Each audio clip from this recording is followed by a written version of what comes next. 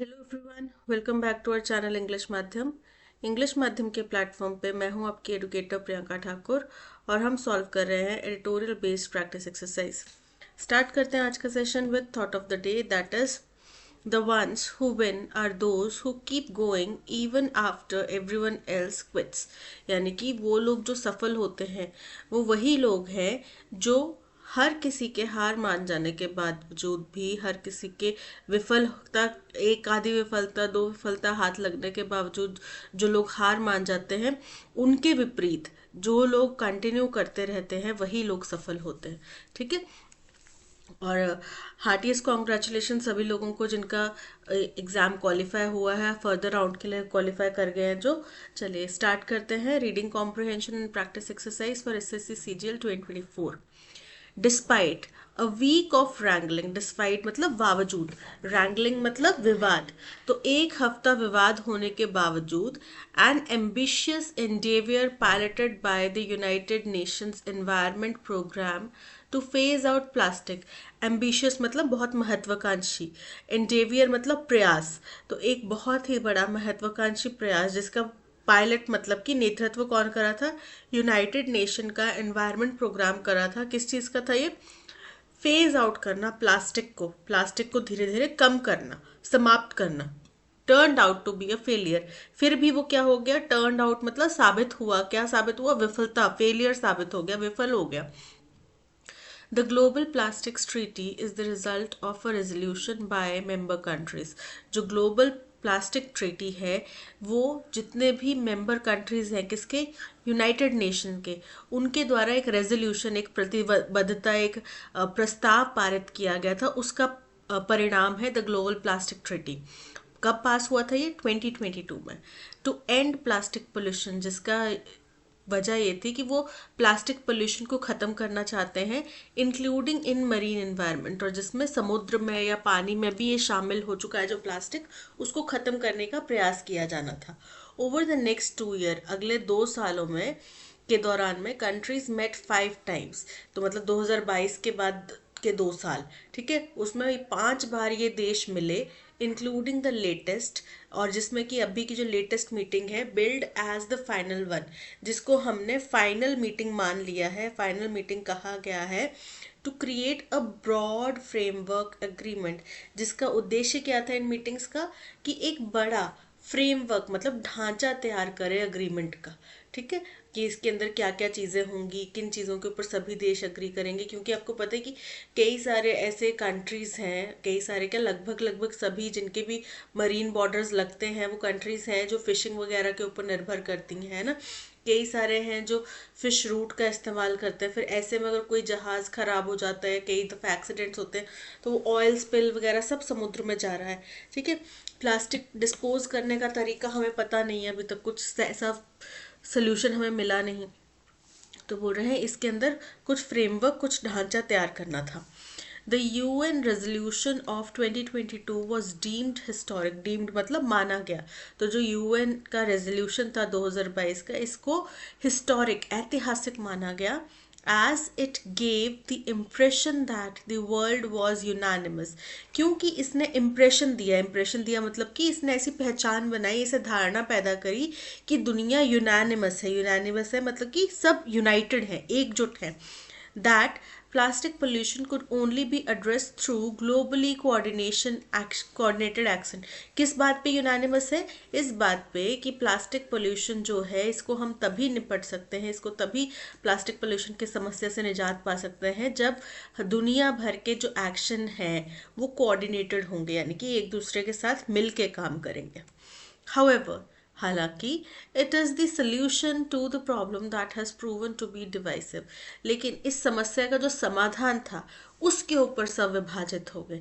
यानी कि समस्या के ऊपर तो सब सहमत थे कि हाँ ये समस्या है, उस पर सब एकजुट थे, लेकिन उसका समाधान जो था उसके ऊपर लोग, सब देशों में मतभेद स्टार्ट हो गया।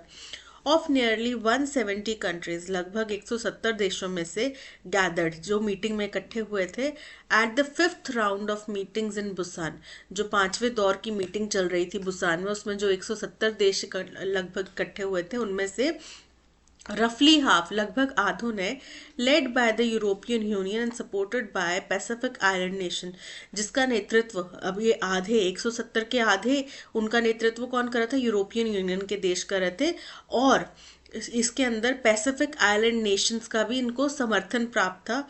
वर of the view that despite the usefulness of plastic and its insignificant role in enabling mass consumption, बोल रहे हैं इनका ओपिनियन ये था कि बावजूद इसके कि प्लास्टिक बहुत महत्वपूर्ण है और दुनिया भर में एनेबल करना मतलब किसी को दे पाना कुछ चीज का, उसके पास में अधिकार होना, तो मास कंजम्पशन का अधिकार है थ्रू द मॉडर्न एरा, आज के मॉडर्न युग में, मॉडर्न पीरियड में, it's relative indestructibility was now an environmental hazard। तो इन देशों का मानना था, लेकिन फिर भी ये जो खत्म नहीं होता, नष्ट नहीं होता, क्योंकि ये किसी ना किसी रूप में रह ही जाता है। आप बर्न करोगे तो भी उसका रेजिड्यू रह जाएगा एनवायरनमेंट में, उसके वजह से जो गैसेस जाएंगी वो अलग, जहरीली गैसेस जाएंगी वो अलग वातावरण में, ठीक है।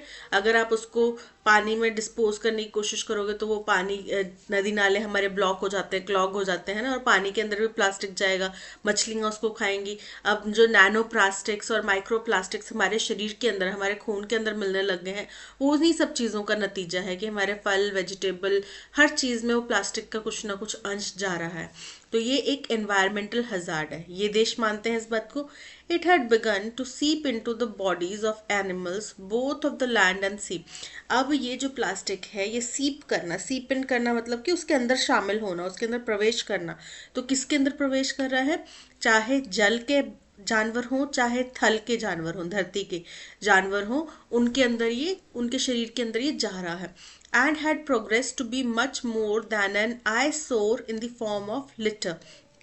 और ये एक आंखों को चुभने वाली, आईसोर मतलब आंखों को चुभने वाला एक दृश्य बन गया है। किस फॉर्म में, लिटर मतलब गंदगी, कूड़ा जो सार्वजनिक जगहों पे फैलाया जाता है।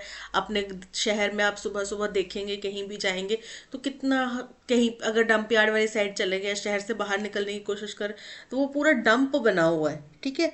डंपिंग ग्राउंड्स में इतने बड़े बड़े टीले से बन गए, राइट। अगर बायोडिग्रेडेबल चीजें होती तो वो डिस्पोज हो जाती, 1 साल नहीं 10 साल बाद डिस्पोज होती। लेकिन प्लास्टिक ऐसा है, वो आप 150 साल बाद भी निकालोगे तो जस का तस ही रहेगा, राइट। तो वो लिटर के फॉर्म में, कूड़े कट्टर के फॉर्म में हमारी आंखों के लिए भी एक चुभने वाली चीज बन गया है।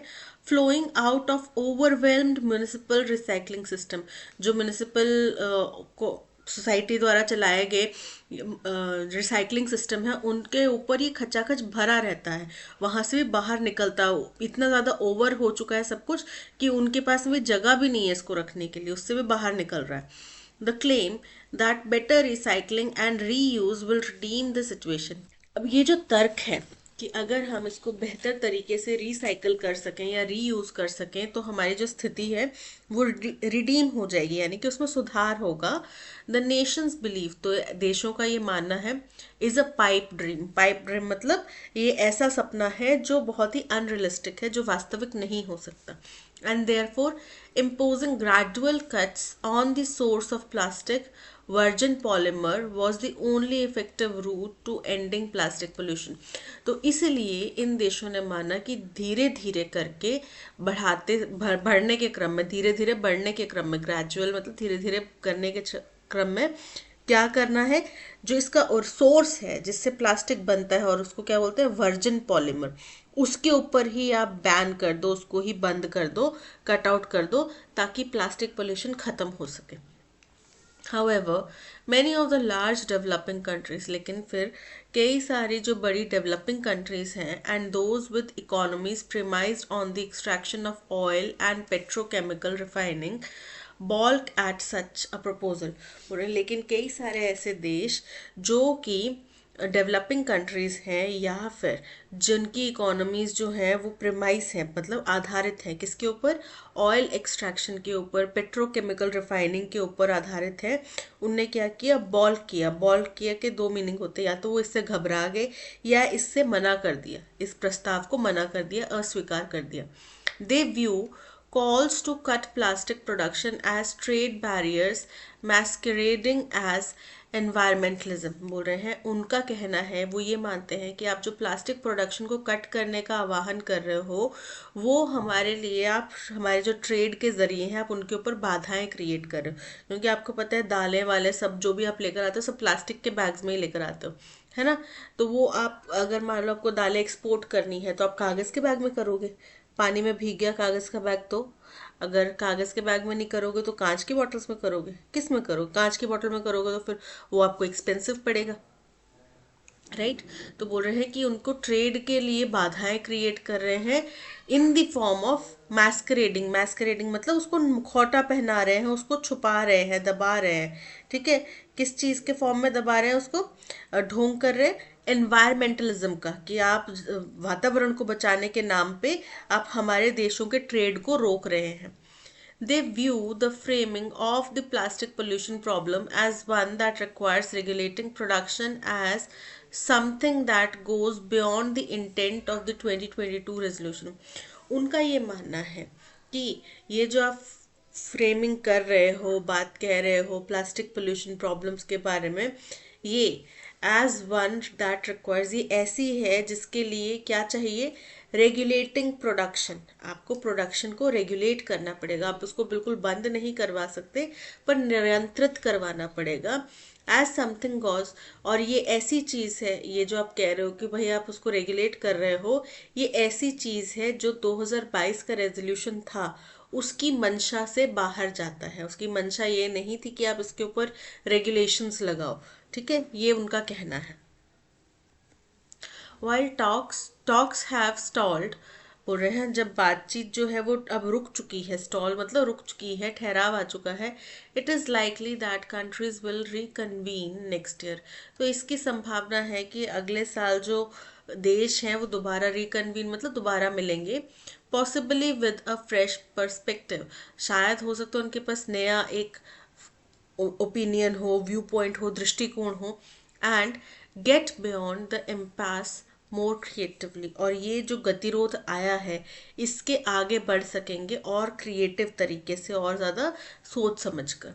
India has chosen to side with the countries that are averse to production cuts. बोल रहे हैं इंडिया ने उन देशों का साथ दिया है जो एवर्स हैं। एवर्स है मतलब कि अरुचि रखते हैं, अपोज करते हैं इन प्रोडक्शन कट्स का।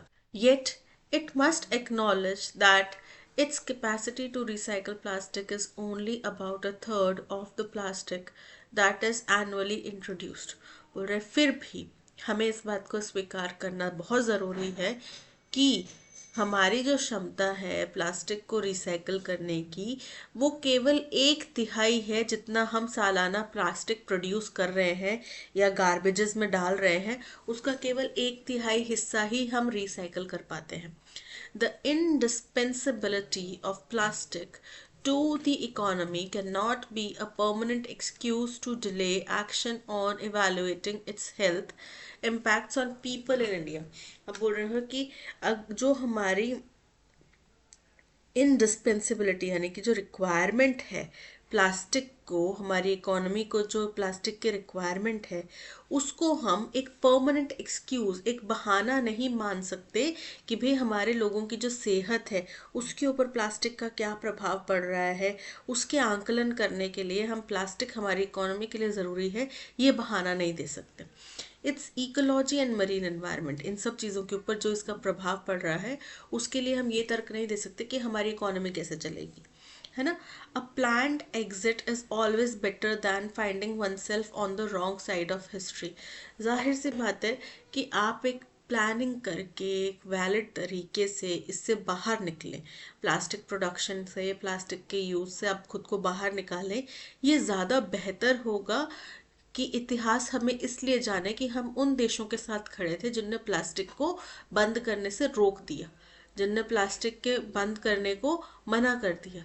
जाहिर सी बात है कल को जब दुनिया ख़त्म होने की कगार पे आएगी तो ये देखा जाएगा कि किन लोगों ने हमारी मदद करने से इनकार किया था, है ना। और उस टाइम पे अगर हिंदुस्तान भी उस लिस्ट में शामिल होगा तो हम जो इतनी सब बातें कहते हैं वसुदेव कुटुंबकम, हमारा परिवार है और हम सब एक हैं, भाई हैं, तो वो सारी चीज़ें फिर इनवैलिड हो जाती है, कथनी और करनी में यहाँ पे डिफरेंस आ जाता है। तो ये था पैसेज। अब चलते हैं क्वेश्चन नंबर 1 की तरफ। क्वेश्चन नंबर 1 हमसे पूछ रहा है what is the tone of the passage. तो देखो, टोन ऑफ द पैसेज जो है वो सरकार की जो नीतियां हैं और खास तौर पे जिस तरीके से अभी की जो मीटिंग गई है प्लास्टिक बैन की, उसको क्रिटिसाइज किया उन्होंने। ठीक है, उन्होंने कई सारे शब्द जैसे इस्तेमाल किए कि इसके कॉन्सिक्वेंसेस अच्छे नहीं होंगे, या फिर प्लास्टिक जो हिंदुस्तान बना कर रहा है प्लास्टिक को बैन करने से या उसको कट करने से, तो हमारी खुद की कैपेबिलिटी नहीं है प्लास्टिक को रिसाइकल करने की। हम केवल 1/3 जितना हम प्लास्टिक वेस्ट प्रोड्यूस करते हैं सालाना, उसका केवल 1/3 ही हम रिसाइकल कर पाते हैं। हमारे डंप यार्ड्स भरे हुए हैं प्लास्टिक से, ओवरलोड हो रहे हैं, बट स्टिल हम इस चीज़ को एक्सेप्ट नहीं कर पा रहे। What is the tone of the passage? Neutral और इन्फॉर्मेटिव? नहीं, न्यूट्रल और इन्फॉर्मेटिव नहीं है, न्यूट्रल नहीं है। क्रिटिकल और कॉशनरी बिल्कुल करेक्ट है, सावधानी बरतने के लिए कह रहे हैं, क्रिटिकल है काफ़ी सारी चीज़ों को लेके, चाहे उन देशों की बात हो जो इसको अपोज कर रहे हैं, चाहे हिंदुस्तान की बात हो। What was the primary resolution of the United Nations in 2022 regarding plastic pollution? बोल रहे हैं प्राइमरी रेजोल्यूशन क्या था 2022 का प्लास्टिक के बारे में? To impose an immediate world wide ban on all forms of plastic. तो इमीडिएट तो नहीं कहा था उन्होंने, धीरे धीरे कहा है कि भाई दुनिया को कोऑर्डिनेट करना पड़ेगा, एक दूसरे के साथ मिलजुल के हमें धीरे धीरे इसको फेज आउट करना पड़ेगा। और यही चीज़ कोल के लिए भी कही गई थी कि धीरे धीरे इसको फेज आउट करेंगे। बट अब यूएस में डोनाल्ड ट्रंप वापस आ चुके हैं जो कि इस चीज़ को बिल्कुल गलत मानते हैं। तो अब देखते हैं क्या कैसे आगे चीज़ें प्रोसीड होंगी। To develop a coordinated action plan to end plastic pollution globally. बिल्कुल करेक्ट है, कोऑर्डिनेटेड एक्शन प्लान हमें बनाना पड़ेगा ताकि प्लास्टिक को दुनिया भर से ख़त्म किया जा सके।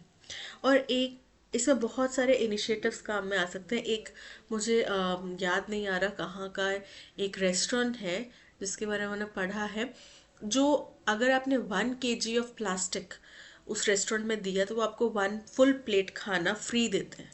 ठीक है, अब ये कोई जो हमारे आस पड़ोस में जो कूड़ा बिनने वाले लोग होते हैं वो कर दे, या कोई आम नागरिक कर दे, लेकिन अगर 1 kg वो प्लास्टिक उस रेस्टोरेंट में देता है तो वो 1 प्लेट खाना फ्री ऑफ कॉस्ट देते हैं उनको। ठीक है, फुल 1 प्लेट खाना। तो इस तरीके के इनिशिएटिव्स जो हैं वो काफ़ी इफेक्टिव हो सकते हैं, सरकार को भी ऐसे कदम उठाने चाहिए।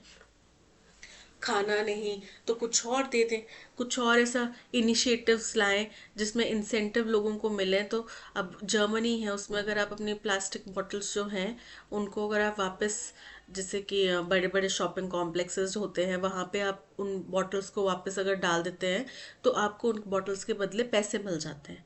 जो भी उनके कॉइन्स, मैंने कॉइन्स देखे, मुझे पता नहीं वो करेंसी की वैल्यू क्या होती है, क्या वैल्यू का वो कॉइन होता है, बट उनको कॉइन्स वापस मिल जाते हैं। तो इस तरीके के इनिशिएटिव्स हम हिंदुस्तान में अगर लाएं तो क्या रिसाइकलिंग हो नहीं सकती? लोग खुद चलकर आपके पास लेने आएंगे कि चलो हम ये भी काम कर लेते हैं। Why has plastic been described as an environmental hazard in the passage? Plastic को environmental hazard क्यों माना जाता है, पैसेज में क्यों माना गया है? It has begun to seep into animal bodies and overwhelm recycling system. बिल्कुल करेक्ट है। अब ये हमारे जानवरों के, इनफैक्ट जानवरों के क्या, हम इंसानों के खून में भी माइक्रो प्लास्टिक्स मिलने लग गए हैं, नैनो प्लास्टिक मिलने लग गया है, हमारे खाने में नैनो प्लास्टिक है। तो हमें इस बात को अब सोचना पड़ेगा, सचेत होना पड़ेगा, क्योंकि जो बड़े बड़े बिजनेसमैन हैं वो तो ऑर्गेनिक के नाम पे कुछ भी घर में उगा के कुछ भी खा सकते हैं। जो कंपनीज इतनी बड़ी बड़ी ये प्लास्टिक जनरेट कर रही हैं वो अपने आप को प्योरीफाई रखने के लिए, अपने आप को हेल्दी रखने के लिए किसी भी हद तक जाते हैं, लेकिन हम लोग इतना पैसा इसके ऊपर नहीं खर्च कर सकते, आम जनता। तो हमें अपनी सरकार से और अपने देश के इन उद्योगपतियों से सवाल पूछना पड़ेगा, ठीक है, कि आप क्या एक्शन ले रहे हो। क्योंकि ये जानवरों के, इंसानों के, सबके अंदर अब जाने लग गया है। So option A is correct. India's recycling capacity of plastic is insufficient, handling only about dash of the annually introduced plastic, 1/3 ही कर रहे हैं। So 1/3 option C is correct.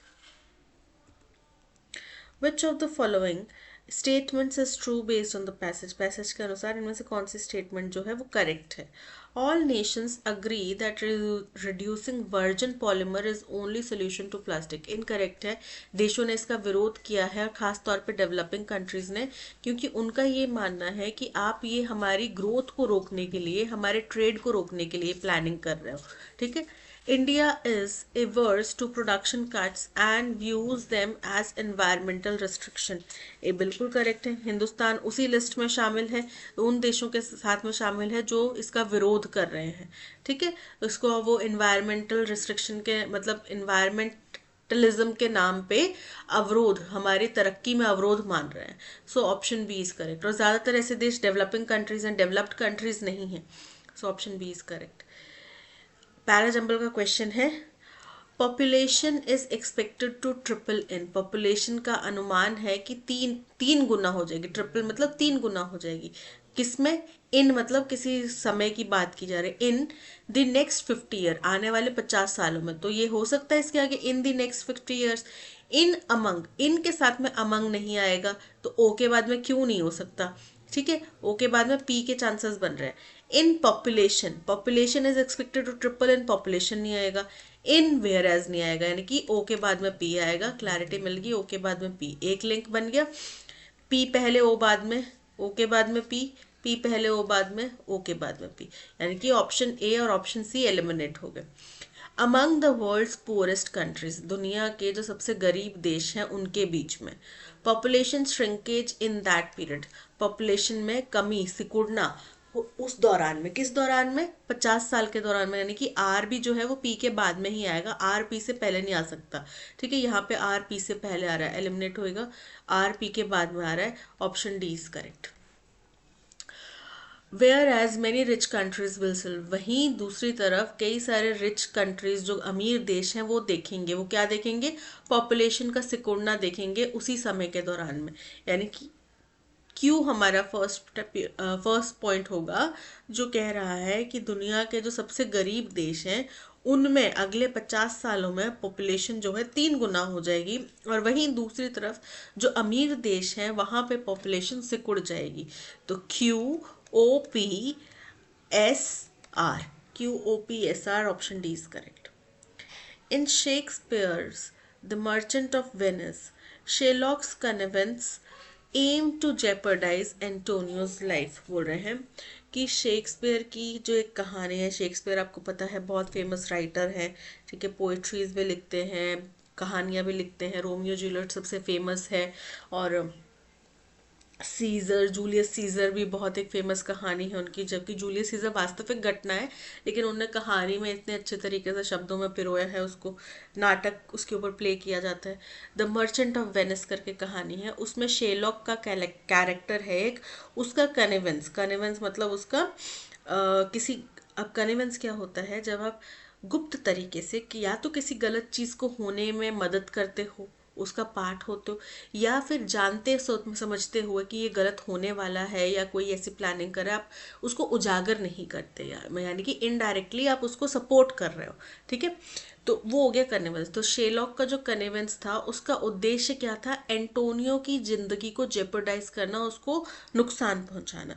अब जेपर्डाइज का मतलब होता है उसको संकट में डालना, नुकसान पहुंचाना। सेफ गार्ड मतलब सुरक्षित करना, तो एंटोनिम क्या हो जाएगा नुकसान पहुंचाने का? सुरक्षित। सो ऑप्शन ए इज करेक्ट। जेब, जेब का मतलब होता है मजाक करना। रिस्क मतलब खतरा उठाना, और पेरिल मतलब कि खतरा। So option A safeguard is correct. Rahul thinks he is as smarter as his friends in class.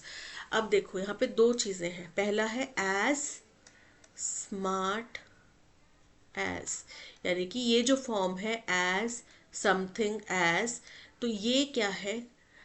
बराबरी का स्तर लेकर आती है कि मैं भी उसी के बराबर का हूँ, कि मैं भी उतना ही स्मार्ट हूँ। I am as beautiful as my friend, या I am as beautiful as my sister, या I am as intelligent as my contemporaries. तो यानी कि आप उसको खुद को उनकी बराबरी पे ला रहे हो कि मैं उनके ही बराबर का हूँ, उतना ही समझदार या उतना ही सियाना या उतना ही सुंदर हूँ जितना वो है कोई पर्टिकुलर व्यक्ति। वहीं दूसरी तरफ स्मार्टर, जो स्मार्टर है वो स्मार्ट का कंपैरेटिव फॉर्म है। ठीक है, क्या है, कंपैरेटिव फॉर्म है। तो जब आप अपने फ्रेंड्स के साथ में खुद को कंपेयर कर रहे हो कि मैं उनसे ज़्यादा स्मार्ट हूँ, ये बताना चाह रहे हो, तो आप क्या करोगे, कंपैरेटिव डिग्री इस्तेमाल करोगे। तो यहाँ पे ये दोनों चीज़ें एक साथ नहीं आ सकती, समझ गए आप। क्योंकि एक तो आप खुद को उनकी बराबरी पे ला रहे हो कि मैं भी उनके बराबर ही हूँ, उनके जितना ही हूँ, आप मुझे नालायक मत समझो, मैं भी उतना ही स्मार्ट हूँ, उतना ही इंटेलिजेंट हूँ। या फिर आप उनको खुद को उनसे बेहतर साबित कर रहे हो, ठीक है। तो जब आप उनको खुद को उनसे बेहतर साबित करो तो आप क्या इस्तेमाल करोगे, स्मार्टर इस्तेमाल करोगे, ठीक है। तो Rahul thinks he is smarter than his friends in class, ठीक है। तो एज स्मार्टर एज में एरर है, स्मार्टर दैन आएगा, एज हट जाएगा, ठीक है, स्मार्टर दैन। डेफिशिएंट, डेफिशिएंट का ऑपोजिट बताना है। अब डेफिशिएंट का मतलब होता है किसी चीज़ की कमी होना, आयरन डेफिशिएंसी, कैल्शियम की डेफिशिएंसी, वाइटामिन की डेफिशिएंसी, न्यूट्रिशन की डेफिशिएंसी। तो डेफिशिएंसी मतलब कमी, ठीक है, कमी को बोलते हैं डेफिशिएंट। तो ऑपोजिट क्या हो जाएगा, भरपूर मात्रा में। टेरिबल, टेरिबल मतलब बहुत ही भयानक, बहुत ही खराब। एम्पल, एम्पल मतलब भरपूर मात्रा में, जितना होना चाहिए उतना, जितना रिक्वायर्ड है उतना, है ना, मतलब मोर देन इनफ। तो option B is correct. Broken मतलब टूटा हुआ। स्किम्पी, स्किम्पी मतलब कम, तो option B is correct. To read between the lines, पुराने ज़माने में कुछ पहेलियाँ वगैरह दी जाती थी। हम कई सारे जब मूवीज़ ऐसे देखते हैं खजाने को रिलेटेड, तो उसमें क्या होता है, कुछ पहेली लिखी होती है। अब हर किसी को वो समझ में नहीं आती, इतने इतने विद्वान उससे पहले भी कोई आए होंगे, लेकिन किसी को समझ में नहीं। लेकिन एक व्यक्ति है जिसको उसका मतलब समझ में आ गया। जब आपको उसका मतलब समझ में आ गया, मतलब आपने क्या कर लिया, आपने उसको रीड बिटवीन द लाइन्स, मतलब उसको लाइन्स के बीच में पढ़ लिया, यानी कि उसके पीछे का छुपा हुआ जो मीनिंग था, जो उद्देश्य था, जो तात्पर्य था, वो आपने समझ लिया। To read aloud to public, कि जोर से आप पब्लिक के सामने पढ़ रहे हो, उनके लिए पढ़ रहे हो, नहीं, इनकरेक्ट है। टू रीड डिफरेंटली, कुछ अलग तरीके से पढ़ रहे हो, इनकरेक्ट है। To understand more than what the word suggest, केवल शब्दों से परे होकर उसको समझना, उसको डिसाइफर करना, option C is correct. Error बताना है यहाँ पे। नाइदर माई ब्रदर, ना ही मेरा भाई, nor my brothers in law, ना ही मेरे भाई के जो इन लॉज हैं, ब्रदर्स, मेरे जो ब्रदर्स इन लॉज हैं, यानी कि मेरे जो ब्रदर्स इन लॉ, वाइफ के भाई वगैरह हो गए, वो अटेंडेड द मीटिंग, उन्होंने मीटिंग अटेंड नहीं करी। As his health is not more good, अब भाई ने क्यों नहीं करी, क्योंकि उसकी सेहत जो है वो अच्छी नहीं है, मतलब उसकी सेहत में कोई इम्प्रूवमेंट नहीं आया, बेहतर नहीं है। तो नॉट मोर गुड की बजाय यहाँ पर क्या होगा, नॉट बेटर, ठीक है। नॉट मोर गुड की बजाय क्या आएगा, नॉट बेटर, क्योंकि उसकी सेहत ठीक नहीं है। आमतौर पर जितनी सेहत होती है उसके कंपैरिजन में ठीक नहीं है, बेहतर नहीं है। तो क्या होगा, नॉट बेटर। सो यहाँ पे नॉट मोर गुड की बजाय क्या आएगा, नॉट बेटर, ऑप्शन बी में एरर है। Two of the fugitives managed to remain free by adeptly avoiding the dash of the police. दो fugitives जो थे, अब फ्यूजिटिव क्या होते हैं, जो जेल तोड़ के भाग गए या किसी जगह से भाग कर गए हुए लोग, ठीक है। तो वो क्या करें, मैनेज टू रिमेन फ्री, वो अभी भी खुले घूम रहे थे। बाय अडेप्टली अवॉइडिंग, अडेप्टली मतलब बड़ी कुशलता से, बड़ी चालाकी से, स्किलफुली उनने अवॉइड करा डैश ऑफ द पुलिस। अब क्या था पुलिस का, डिस्कवरी, कुछ खोज करना। परस्यूट, परस्यूट मतलब पकड़ने का प्रयास करना। रिप्रेशन, रिप्रेशन का मतलब होता है दमन, दबाना। और फॉलोइंग, फॉलोइंग मतलब किसी का अनुसरण करना, किसी को आप फॉलो करते हैं, राइट, तो आप उनकी चीज़ों को अपनाते हैं। सो यहाँ पे परस्यूट यानी कि पकड़ने का प्रयास जो किया जा रहा था पुलिस द्वारा, उसको ये बड़ी चालाकी से अवॉइड करके अभी भी फ्री घूम रहे हैं। She received an award for her outstanding performance. Incorrectly spelled word बताना है। She received, received की spelling incorrect है। RECEIVED ये होते हैं received की spelling, ऑप्शन सी में एरर है।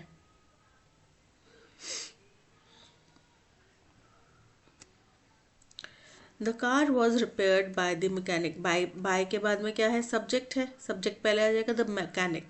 वॉज रिपेयर्ड बताता है, रिपेयर्ड बताता है टास्क कंप्लीट हो चुका है पास्ट में। तो द मैकेनिक रिपेयर्ड, क्या रिपेयर किया गया, object, the car. The mechanic is repairing the car, अभी कर रहा है, नहीं। रिपेयर्स वो करता है, नहीं। The mechanic has repaired, has नहीं आएगा, the mechanic repaired the car, option D is correct. Kindness and empathy, kindness मतलब दयालुता और एम्पथी मतलब दूसरे की जो इमोशंस हैं, जो फीलिंग्स हैं, उनको समझना, उनको महसूस करना।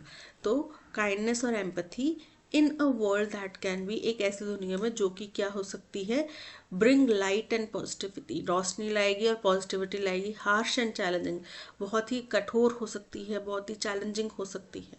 इन a world that can be harsh and challenging, kindness and empathy bring light and positivity, ठीक है। यानी कि QRPO,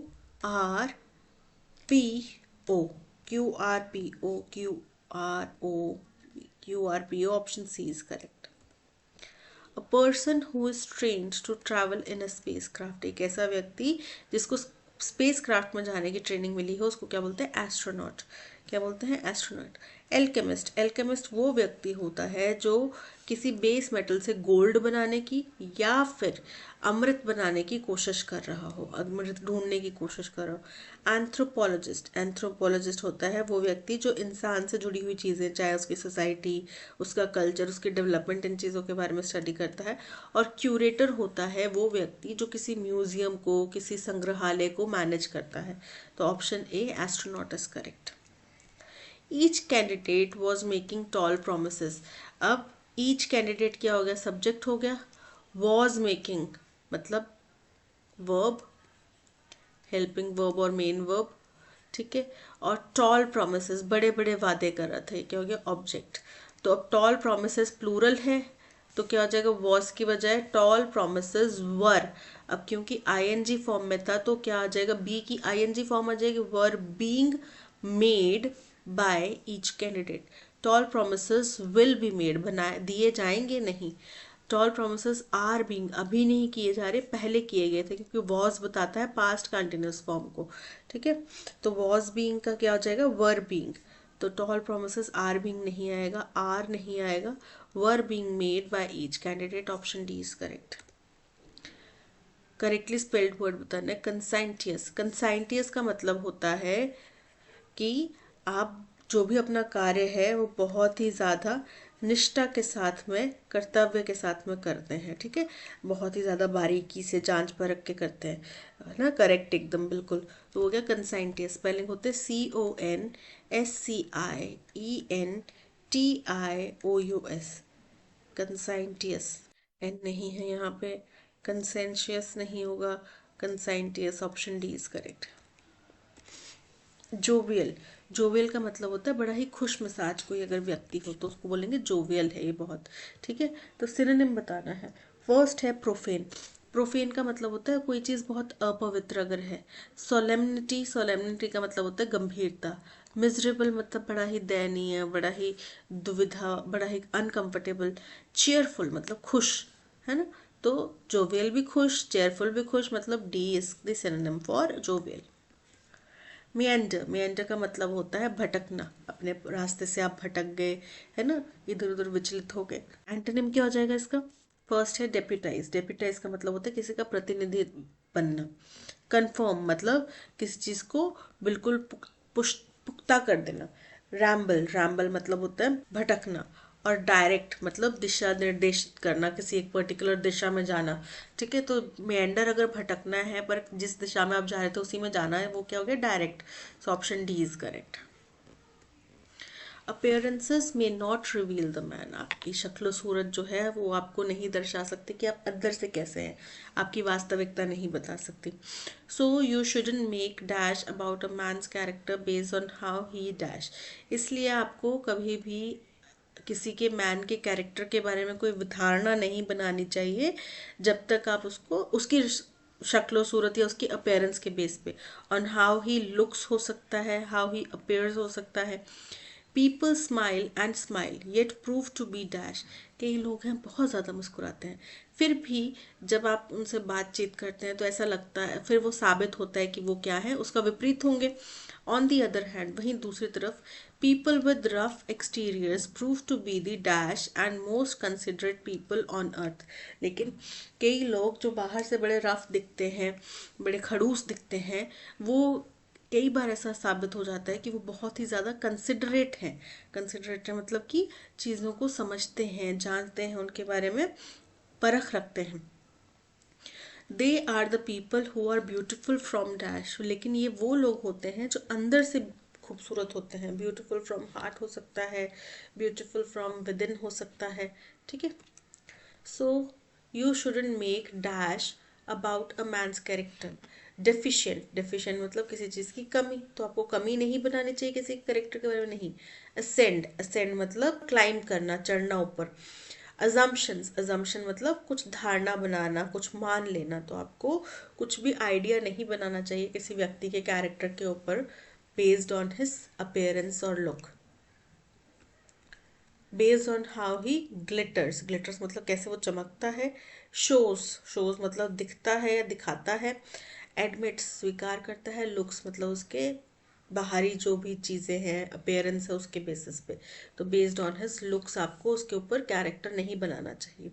पर वास्तविकता बहुत अलग है। वास्तविकता यही है कि लोग शक्ल देख के प्यार करते हैं, शक्ल देख के आपसे बात करेंगे, शक्ल देख के आपके बारे में ओपिनियन बनाएंगे। आप अंदर से कितने नॉलेजेबल हैं, कितना ज्ञान रखते हैं, कितने अच्छे हैं, वो चीज़ें बहुत सेकेंडरी आ जाती हैं। फर्स्ट इंप्रेशन क्या होता है? आपका चेहरा, आपकी physical appearance. And trust me when I say this, I have felt this, experienced it. People smile and smile yet prove to be, लोग बहुत मुस्कुराते हैं, फिर भी वो क्या साबित हो जाते हैं? बड़े ही स्पार्कलिंग, स्पार्कलिंग मतलब चमकदार। स्टैटिक मतलब कि बहुत ही खुश। ग्रम्पी, ग्रम्पी मतलब बड़े ही इरिटेबल या अनहैप्पी। जॉयफुल, जॉयफुल मतलब बड़े ही खुश।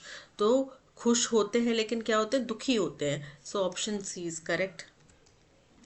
On the other hand, people with rough exteriors prove to be the dash and most considerate on earth. Bitterest, bitterest मतलब कि बड़े ही कड़वे, ठीक है। काइंडेस्ट मतलब सबसे ज़्यादा दयालु। दूसरी तरफ कोई ऐसे लोग होते हैं जो बड़े खड़ूस दिखते हैं लेकिन बड़े दयालु होते हैं। स्ट्रेंजेस्ट बड़े विचित्र। और ग्लूमीएस्ट, ग्लूमीएस्ट के मतलब कि बड़े ही उदास। तो यहाँ पे option B kindest is correct. They are the people who are beautiful from dash. कहाँ से खूबसूरत होंगे? पर्सनैलिटी, उनकी पर्सनैलिटी अच्छी होगी। तो पर्सनैलिटी की तो हमने पहले बात कर दी ना कि वो खड़ूस लोग होंगे, खड़ूस से दिखने वाले होंगे।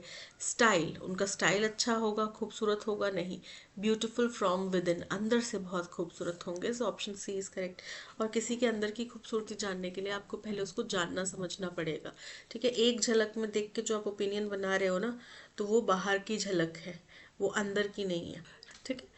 तो दैट्स ऑल, आज के सेशन में इतना ही। Thank you so much for watching. अगर कंटेंट पसंद आया हो तो लाइक, शेयर और सब्सक्राइब ज़रूर कीजिएगा।